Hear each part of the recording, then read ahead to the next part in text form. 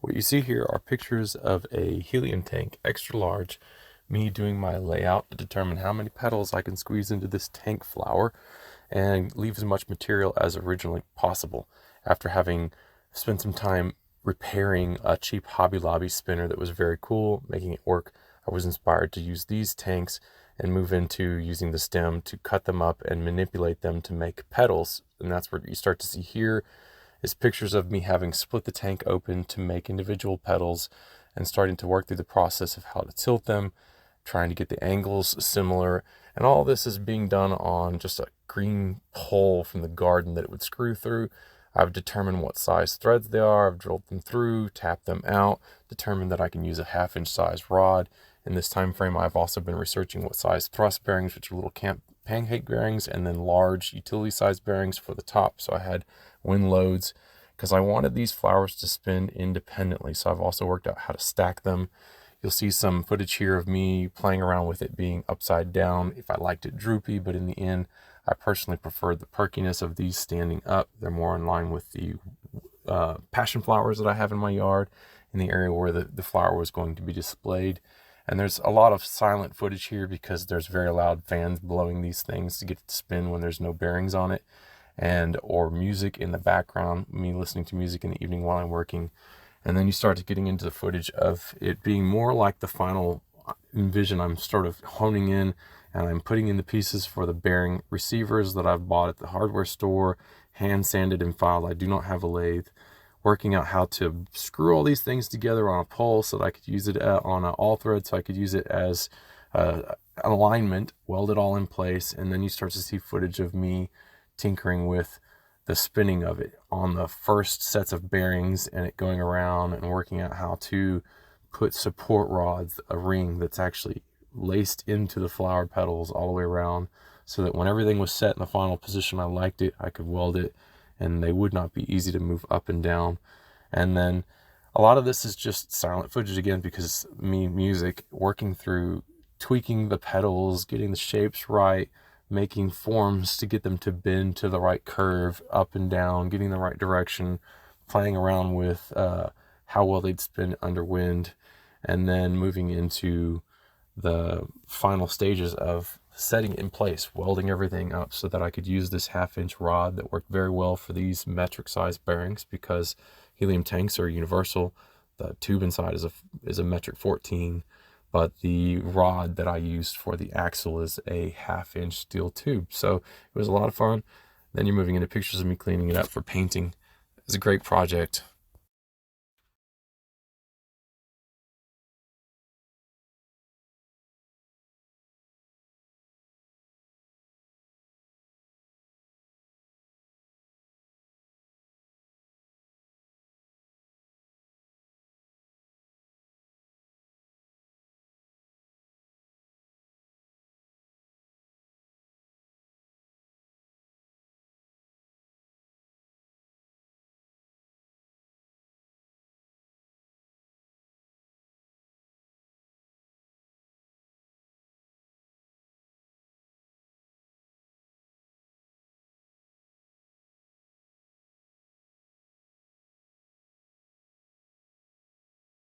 So at the moment it's upside down because I've already done this several times. When I did this project, I did not address external rust from the start before I started cutting it. And then the smaller one, being I guess a cheaper company or whatever, had a lot of moisture in it. It was rusty on the inside as well.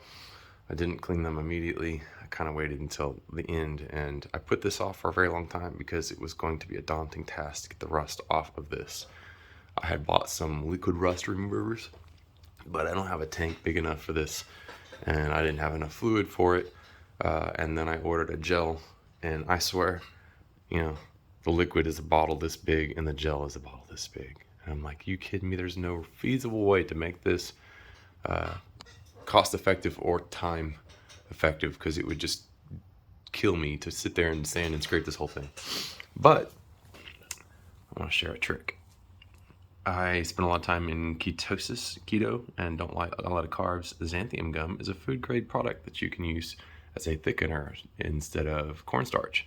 And quite frankly, I prefer it to cornstarch. Cornstarch, when you mix it up, settles out and then has to be mixed again and has to be cooked and etc. Xanthium gum can be mixed with anything that is a water related based thing. I haven't experimented with others, and you stir it up and it will gel.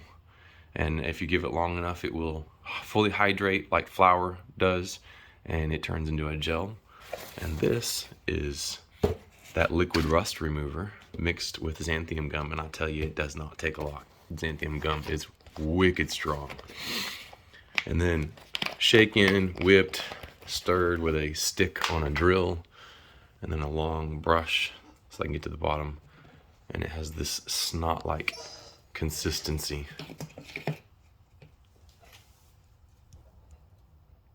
That sticks very well. And let me tell you, it is so much cheaper to make a lot of this with liquid than it is to be ripped off to buy a gel from a company. And let me tell you, the gel I did buy, it was very thin, viscous.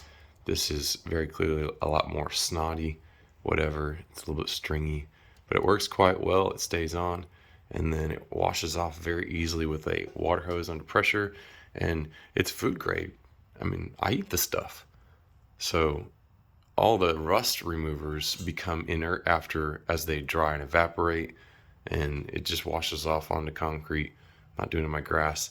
It hasn't killed the weeds in my seams, so seems to be pretty safe so far. I've done this once with double coat, let it set, rinsed it, and come back and coating it again, and now doing the fourth coat, which is not a lot of effort or time or material because it's very thin, to come back and hit these remaining dark spots until I can make all the rust inert and then move on to painting. I have been working on this for a very long time.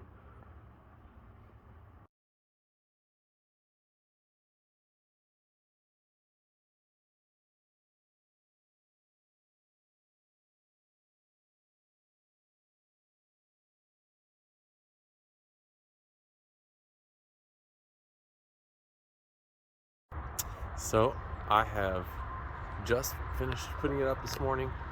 I waited until she was driving my son to school, bus is late, and she has been home, didn't come back out on the patio even though she usually does, and gone out for a run. So I'm waiting for her to come home, but this is the first time of the day when I've actually have it in the sun. Prior to this, the shadow of my neighbor's chimney was on it. And it has moved a little bit.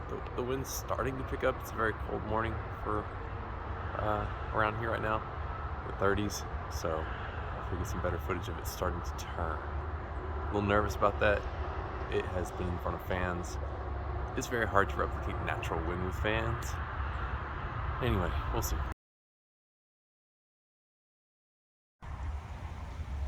Here we are, day 2. Nice, gentle breeze.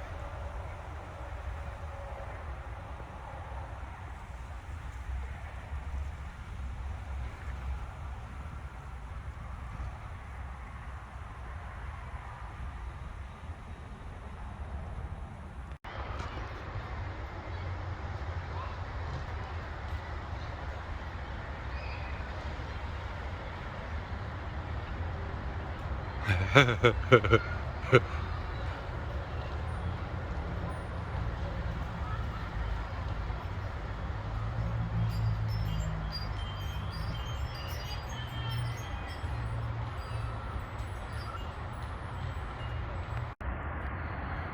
this is one of those interesting dynamics of wind, speed, direction, and location. The wind has changed direction a little bit, and there's a lot of wind blowing against the fence, not consistently, but enough to create an updraft. That is because the flower is just partially over the fence. It's hitting that outside edge. It has an angle that's the opposite direction, and it causes the flower to spin. Sometimes consistently the other direction, sometimes just a little bit, but yet it transitions that upward wind through those blades and causes the top yellow one to have some rotational effort that the horizontal wind is not enough to actually create.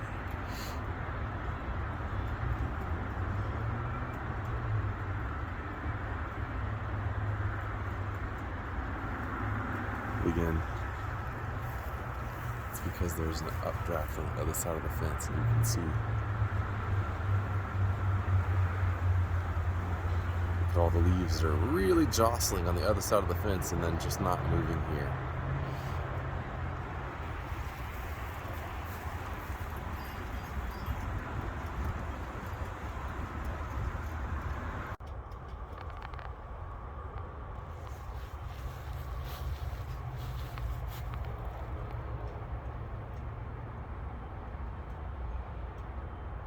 When the wind is coming from the other direction, the red flower spins the other way.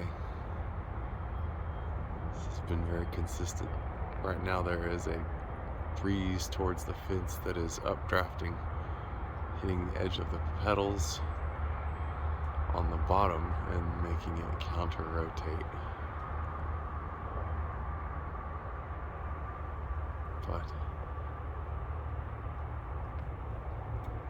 it spins very freely once I got all the bearings lubed and oiled and in the right position so they didn't wander around on the bottom ones.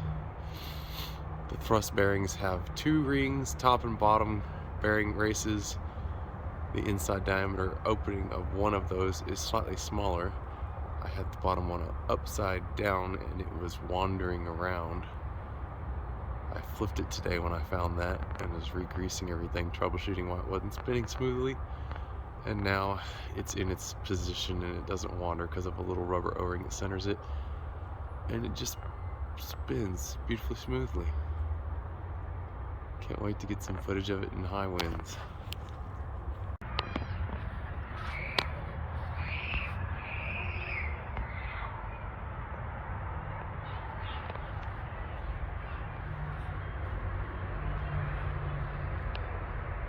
Nice, easy breeze, not towards the fence, but actually along the length of the fence today.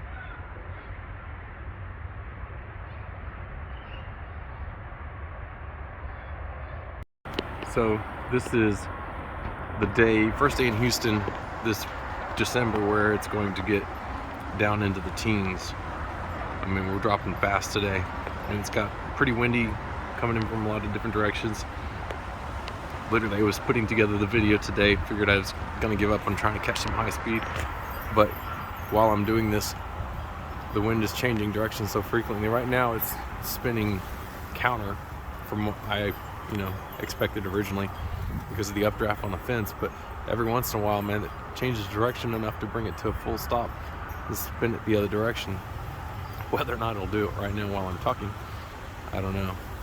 And it's a little bit of jostling. I'm still a little bit nervous that this little hollow tube is gonna take all the abuse of this thing bouncing around in the wind, given I was never able to put this thing on a balancer or anything. And it was all hand measured and cut, so it's not perfectly symmetrical. It should be pretty close considering I didn't really remove any massive amounts of weight unevenly, but only time will tell, I suppose.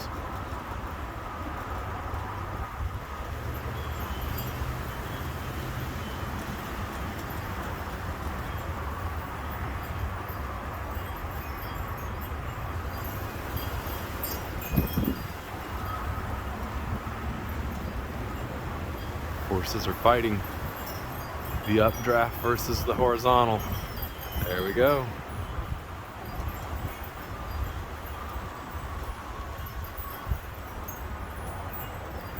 This is really the only best place I have for this to mount it. Only thing I can think to do is bring it further into the yard or possibly higher up where the wind shear off the fence is less of an issue, but I'm hoping the erratic nature is just part of the beauty and not what destroys it.